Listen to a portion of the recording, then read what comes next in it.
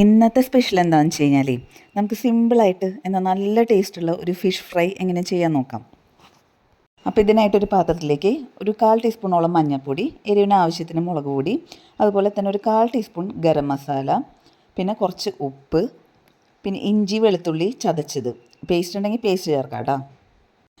പിന്നെ കുറച്ച് ചെറുനാരങ്ങ നീര് നമ്മൾ ചേർക്കുന്നുണ്ട്, ഒരു അരമുറി നാരങ്ങയുടെ നീര് നമ്മൾ ചേർക്കുന്നുണ്ട്. ഇനി ചെറുനാരങ്ങ ഇല്ലെങ്കിൽ സ്വല്പം വിനാഗിരി ചേർത്താലും മതി, ഒരു ചെറിയ പുളിപ്പ് രസം കിട്ടാൻ വേണ്ടിയിട്ടാണ്. പിന്നെ മീൻ നല്ല സോഫ്റ്റ് ആവുകയും ചെയ്യും. പിന്നെ കുറച്ച് മാത്രം വെളിച്ചെണ്ണ നമ്മൾ ചേർക്കുന്നുണ്ട്. പിന്നെ അതെല്ലാം കൂടെ കൈ കൊണ്ടൊന്ന് മിക്സ് ആക്കുക. എന്നിട്ട് മസാല കുറച്ച് കട്ടിയാൻ തോന്നുകയാണെങ്കിൽ നമ്മൾ കുറച്ച് വെള്ളം ഒഴിച്ചിട്ട് മാത്രം അതൊന്ന് ലൂസാക്കി എടുക്കാം.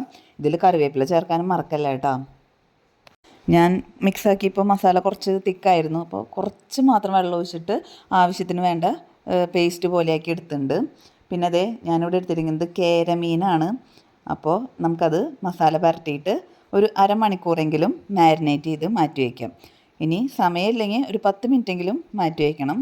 ഇത് ഫ്രിഡ്ജിൽ വെച്ച് കഴിഞ്ഞ് കഴിഞ്ഞാൽ വേഗം അതിലേക്ക് മസാലകളൊക്കെ പിടിച്ച് കിട്ടും കേട്ടോ. അപ്പോൾ ഞാൻ ദേ മസാല നന്നായി പുരട്ടി മൂടി വെച്ച് ഞാൻ ഫ്രിഡ്ജിൽ ഒരു അരമണിക്കൂർ വെച്ചിട്ടുണ്ട്. ഫിഷ് മസാല ഉണ്ടാക്കുമ്പോഴേ നേരത്തെ നമ്മൾ ചേർത്ത പോലെ കുറച്ച് ഗരം മസാലയും കൂടെ ചേർത്ത് കഴിഞ്ഞാൽ നല്ല ടേസ്റ്റ് ആയിരിക്കും കേട്ടോ. ഇതുവരെ അങ്ങനെ ചെയ്ത് നോക്കിയിട്ടില്ലെങ്കിൽ ഒന്ന് ചെയ്ത് നോക്കിയോളൂ. പിന്നെ മാത്രമല്ല കുരുമുളക് പൊടി ചേർക്കണമെങ്കിൽ ചേർക്കാം. ഞാനിവിടെ കുട്ടികൾക്ക് എരിവ് അധികം പറ്റാത്ത കാരണം കുരുമുളക് പൊടി ചേർത്തിട്ടില്ല. പിന്നെ ഇത് അരമണിക്കൂർ കഴിഞ്ഞിട്ട് നമ്മൾ ഒരു പാൻ അടുപ്പത്ത് വെച്ച് ആവശ്യത്തിന് വെളിച്ചെണ്ണ ചേർത്ത് കൊടുത്ത് ആദ്യം കുറച്ച് കറിവേപ്പില ഇട്ട് കൊടുക്കുന്നുണ്ട്. അതിന് ശേഷം നമ്മൾ മാരിനേറ്റ് ചെയ്ത മീനിൻ്റെ കഷ്ണങ്ങൾ ഓരോന്നായിട്ട് അതിൽ വെച്ച് കൊടുക്കുക ചെയ്യണം. എന്നിട്ടത് മൂടി വെച്ചിട്ട് ഒരു ഭാഗം മൊരിഞ്ഞ് വരുമ്പോൾ നമ്മൾ തിരിച്ചിട്ടിട്ട് അടുത്ത ഭാഗം മൊരിയിച്ചെടുക്കുക ചെയ്യണം. തീ ഒരു മീഡിയം ഫ്ലെയിമിലായിരിക്കണം കേട്ടോ. ഇത്രയേ ഉള്ളൂ, നമ്മുടെ പണി കഴിഞ്ഞില്ലേ. ഇത് ഞാൻ അവിടെ മൂടി ഒന്ന് തുറന്ന് നോക്കട്ടെ കേട്ടോ. നന്നായി കുക്ക് ചെയ്തെടുത്തിട്ടുണ്ട്.